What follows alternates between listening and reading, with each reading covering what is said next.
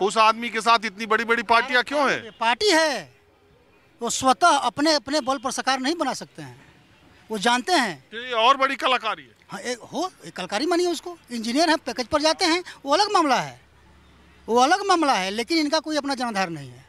अगर इनका जनाधार होता, ये जानते हैं कि मैं आजीवन अपने बल पर मुख्यमंत्री नहीं बन सकता हूँ। यही कारण है कि बिहार के जनता को दो बड़ी पार्टियां हैं। कल तेजस्वी यादव का लहर पूरे बिहार में इस तरह से था, जो चुनाव थे इसके पहले विधानसभा का, असेंबली का, इतना लहर था तेजस्वी यादव का। उस लहर को सोचे कि अरे लड़का तो बहुत आगे निकल जाएगा हमसे, तो भाजपा को छोड़ दिए। भाजपा को छोड़ के और हमारे तेजस्वी यादव को अपने गिरफ्त में कर लिए और सरकार का बनाने का प्रलोभन करके जो भी हो। और आज आप आरजेडी के? और मैं आरजेडी का समर्थक हूँ। और आज आप पूरे मीडिया, पूरा देश जो एक लहर चला रही थी कि मोदी लहर 400 पार 400 पार, कहाँ गया 400 पार जी? राम मुद्दा अयोध्या मुद्दा, कहाँ गया वो मुद्दा? जरा बताइए। अगर वो मुद्दा पर हम मोदी जी अपने को कहते हैं और भाजपा वाले कि हम अकेले अपने बल पर 400 450 सीट ला देंगे, कहाँ गया वो मुद्दा बिहार में? नीतीश कुमार जी, भाजपा भी पनप रहा था, उसको रोक दिया।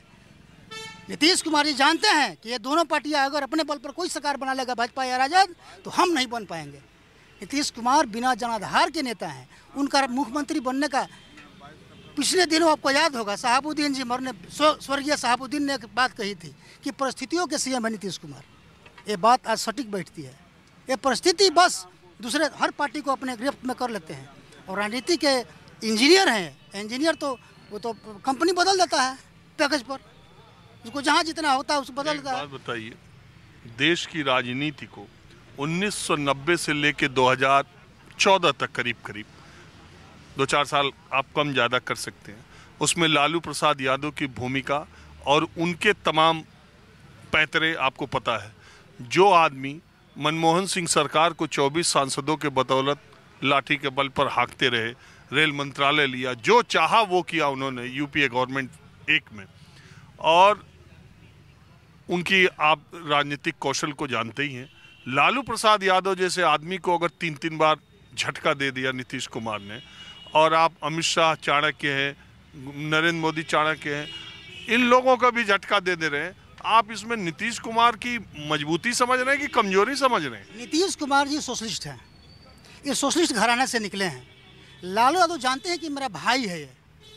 कल अगर नीतीश कुमार का राजनीतिक जो भी बेस है वो सोशलिस्ट का बेस है, यही से घर से निकले हैं। आज भले भाजपा की गोद में लालू जी का विरोध करके वो चले गए, लेकिन हैं वो सोशलिस्ट और लालू के ही गोद से निकले हुए हैं। एक टीम थे लालू यादव, रामविलास पासवान और नीतीश कुमार जी का, वो है नीतीश कुमार। इसलिए लालू यादव नीतीश कुमार पर भरोसा कर लेते हैं। भाजपा तो इनको खिला रहा है, नीतीश कुमार जी तो लालू के थे। नीतीश कुमार भी बात को जानते हैं कि हम गलत कर रहे हैं भाजपा के साथ जाकर के। उनको जब जब एहसास होता है तब वो सोचते हैं कि नहीं, अपने घर में हम जाएं, रहते हैं। लेकिन हमको तो लगता है कि इस गेम में अबरी बारी जो गेम है उसमें बहुत बड़ा कोई गेम है जो हमारे और आपके बस का मीडिया से बाहर है और जनता से बाहर है। बहुत बड़ा कोई गेम है। कुछ ऐसा बात है कि नीतीश कुमार जी आज जो बोले हैं, जो इस्तीफा देने के बाद जो बाइट दिए हैं, जो कहे हैं जनता को कि हमने क्यों दिया, क्या था उसमें तर्क कि हमको काम करने में असुविधा हो रहा था। क्या जनता मानेगी बिहार की कि तेजस्वी यादव ने कभी इनको बेबस किया हो? हर काम में तेजस्वी यादव इनके पीछे एक बेटा की तरह, एक साया की तरह खड़ा रहता था। वो तेजस्वी यादव आज तक एक काम किया। अब तो अभी खुलेगा तब पता चलेगा ना क्या क्या किए हैं। अभी तो नीतीश कुमार आएंगे ऐसा थोड़ी नहीं है, पूरा डिटेल लेके आएंगे, लगता है ना आपको? 4.5 लाख नौकरी इससे पहले भी नीतीश कुमार जी बिहार के मुख्यमंत्री। वो तो बात आपकी बिल्कुल सही है। मेरा एजेंडा था, राष्ट्रीय जनता दल का एजेंडा था। तेजस्वी यादव जी, बिल्कुल आपकी बात सही है कि नीतीश कुमार ने अपने इतने बड़े मुख्यमंत्री को, हर सभा में तेजस्वी यादव ने ऐलान किया, मैं इस 10 लाख नौकरी देंगे। अरे मैं इस पर ये तो मैं कह ही रहा हूँ कि इतने साल मुख्यमंत्री रहने के बाद ये नौकरी नहीं दे पाए। माननीय मुख्यमंत्री जी कहते थे कि कहां से नौकरी देंगे तेजस्वी जी, कहां से तेजस्वी नौकरी देंगे? और तेजस्वी यादव ने 1.5 साल की अवधि में जो काम करने का काम किया, तेजस्वी आज श्रेय जा रहा था तेजस्वी को। आज सारा जिसको भी नौकरी मिला है, जितने भी अभी एम्प्लॉय हुए हैं, ये 1.5 साल में सारा लोग ये कह रहे हैं कि तेजस्वी के चलते हमको नौकरी मिला है, रोजगार मिला है। आप ये बताइए, अगर मुख्यमंत्री का हाथ ना हो तो इस देश में किसी राज्य का उप मुख्यमंत्री अपने बदौलत फैसले कर सकता है? ये कैबिनेट के फैसले हैं, ये सामूहिक नेतृत्व के फैसले हैं। एक वाइस प्रिंसिपल बिना प्रिंसिपल के मनमर्जी के कुछ कर सकता है स्कूल में? देखिए, हमारे समझ में तो यही आ रहा है भैया कि गनहरपुर नगरी चौपट राजा, ठीक है। एक राजा था, एक नाई से दाढ़ी बना रहा था। पूछा कि अरे नाई राज के क्या हाल है? तो बोला कि सब सरकार खैला भी ना मर रहा है। तो उन्होंने बोला कि मंत्री से कि एक वो गाय दे दो इसको। 2 दिन के बाद फिर आया तो पूछा कि अब क्या हाल है? तो हाँ, सब दूध भात खा रहा है। तो मंत्री को बोला, चिंतित हो गया राजा की साला एगो इसको गाय देने से सब दूध भात खाने लगा। बोला गाय वापस लो। फिर 2 दिन के बाद आया तो पूछा कि अब क्या हाल है रे? मालिक, सब खैला भी ना मरा था। तो यार, दुनिया में सबको अपने से मतलब है। वो लालू जी हो, नीतीश जी हो, मोदी जी हो, चाहे कोई राजनेता हो।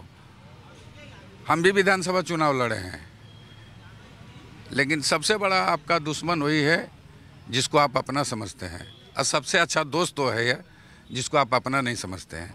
राजनीति यही दिखाता है, यही कहता है। ये राजनीति करने वाले से हमको तो घृणा हो गया, राजनीति करने वाले लोगों से। हमारे भी परिवार में केंद्रीय मंत्री थे। अच्छा, घृणा हो गया, ठीक है। उनसे या राजनीति से? नहीं, राजनीति से घृणा हो गया, इसलिए कि हम विधानसभा लड़े तो पता चल गया। कौन पार्टी से लड़े थे? बसपा से, काराकट विधानसभा, चाहे वो कोई हो। राजनीति इतना गंदा हो गया है, इसका कोई स्तर ही नहीं रह गया है मेरे समझ से। अगर कोई जात के नाम पर पार्टी के साथ है, कोई पार्टी के कैडर बन के साथ में है, अगर उसका स्वार्थ सध रहा है तो बहुत बढ़िया है, स्वार्थ नहीं सध रहा है तो बहुत खराब है। हमने एक शादी में कहा था बिहार में कि इतना पैसा बर्बाद हो रहा है, इतना में तो कितना गरीब बच्चियों की शादी हो जाएगा। मैं इतना शादी कराया, गांव में जाकर कहा कि ये मेरी माँ बेटी की शादी करना है तो कर्ज लेना छोड़ दे, तेरा बेटे तेरे दरवाजे पर दस्तक दे चुका है, माई क्वालिफिकेशन ओनली 5 क्लास। लेकिन इतना ना ठोकर खाया और इतना ना दुनिया ने सिखाया कि घृणा हो गया ब्रदर। मैं नो कमेंट, किसी नेता के बारे में कुछ नहीं बोलूंगा।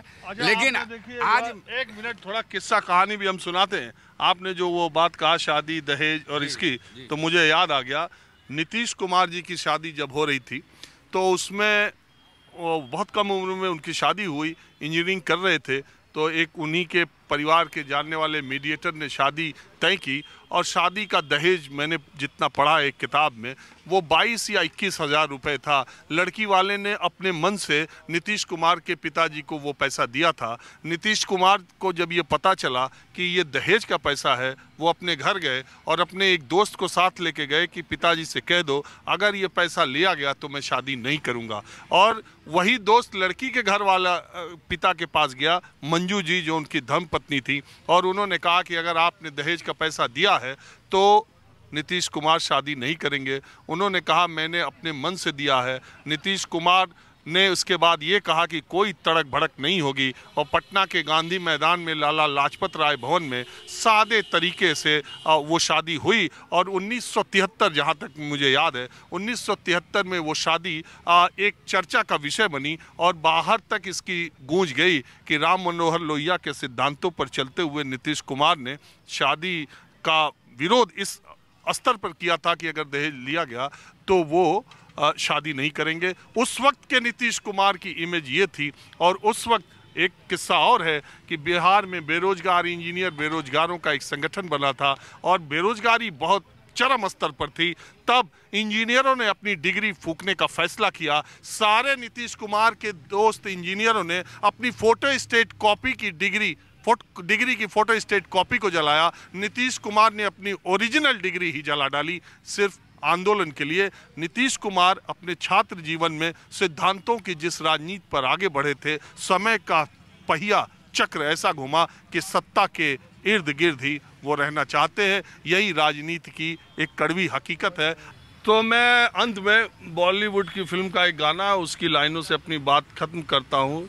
जाने तुम्हें मैंने धोखा दिया है, जाने तुम्हें धोखा हुआ है, हम बेवफा हरगिज न थे पर हम वफा कर न सके। कैमरामैन उमेश सिंह के साथ राजीव रंजन, न्यूज़ 24 पटना।